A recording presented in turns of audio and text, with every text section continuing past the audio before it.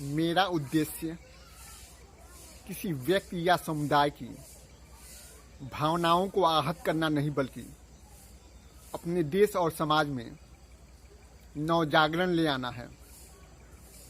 दिखाने वाला दांत इनका जय श्री राम और खाने वाला दांत इनका नाथू राम। दिखाने वाला दांत इनका जय श्री राम और खाने वाला दांत इनका नाथू राम। बनाना चाहते दरअसल ये भारत को मनुस्मृति की तर्ज पर हिंदू पाकिस्तान। बनाना चाहते दरअसल ये भारत को मनुस्मृति की तर्ज पर हिंदू पाकिस्तान।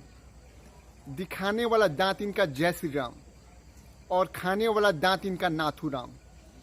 बनाना चाहते दरअसल ये भारत को मनुस्मृति की तर्ज पर हिंदू पाकिस्तान। जय हिंद।